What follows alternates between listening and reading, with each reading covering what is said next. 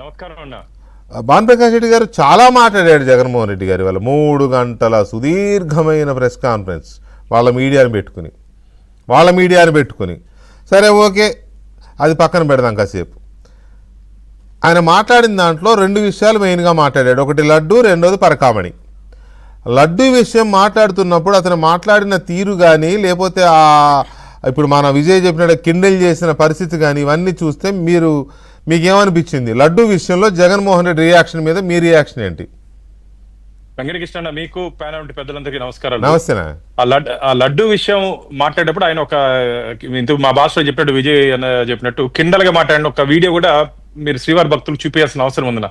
అదేదేదేదో లడ్డు అంట. ఏంది జగన్మోహన్ రెడ్డి అదేదేదో లడ్డు?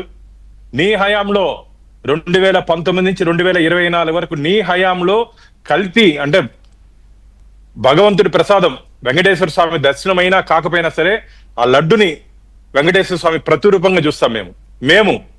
యేసురెడ్డి వినపడతాందా?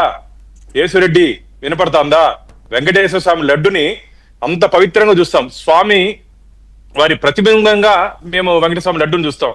ఇంటికి తీసుకుపోయిన తర్వాత దాన్ని పూజ చేసి దానికి లడ్డూకి పూజ చేసి ప్రసాదంగా స్వీకరించే సాంప్రదాయం మాకుంది. అలాంటి పవిత్రమైన లడ్డుని అదేదేదో లడ్డు అని చెప్పి ఆ వీడియో ఉంటే దయచేసి చూపించండి అన్న.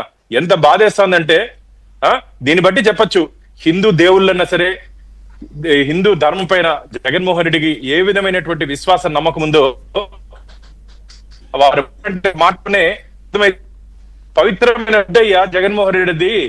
వెంకటేశ్వర స్వామి లడ్డు నువ్వు ఏ రోజైనా దండం పెట్టుకొని తిని ఉంటే తెలుసుంటుంది దాని పవిత్రత. ఏ రోజైనా నువ్వు దాన్ని పవిత్రంగా భావించి ఉంటే తెలుసుంటుంది.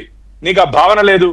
నీకు ఎంతసేపు వేరే భగవంతుడి మీద ధ్యాస ఉంటుంది కానీ మా హిందూ దేవుళ్ళ మీద కానీ దేవతా విగ్రహాలు మా దేవుళ్ళ మీద కానీ దేవతల మీద కానీ నీకెప్పుడు ధ్యాస ఉండదు. నేను ఎందుకు యేసురెడ్డి అన్నానంటే సాయంత్రం నేను వేరే పని మీద పోతూ చెప్పా ఏబిఎన్ లో ఈరోజు డిబేట్ ఉందంటే అన్న ఉతికి ఆరేసా యేసురెడ్డిని అన్నారు. నేనన్న మాట కాదు, ఉతికి ఆరేసేయండి ఆ యేసురెడ్డిని.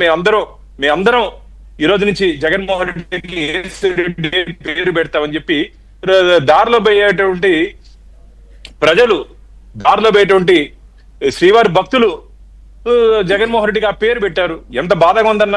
అంత పవిత్రమైన లడ్డుని కల్తీ చేసింది కాకుండా ఈ రోజు ఇంకా ప్రెస్ మీట్ పెట్టి నా హయాంలో జరిగింది, ఆ తప్పు చేసిన వాడిని శిక్షిస్తాం, దాంట్లో టీటీడీ ఉన్నతాధికారుల నుంచి తాడేపల్లి ప్యాలెస్ వరకు సంబంధాలు ఉన్నాయని చెప్పి నాకు ఇన్ఫర్మేషన్ ఉంది, అందరి మీద యాక్షన్ తీసుకుంటానని చెప్పి నువ్వు కానీ చెప్పుంటే జగన్మోహన్ రెడ్డి ఏదో మంచి మాట మాట్లాడని అని ఉండొచ్చు. ఏందయ్యా నువ్వు మాట్లాడింది?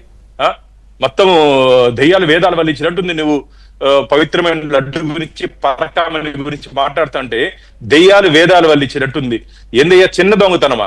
ఏంది చిన్న దొంగతనం జగన్మోహన్ రెడ్డి? ఒకసారి రా నా తరపాటు కొండకి రా, సర్వదర్శనంలో పోదాం రా ఇద్దరం.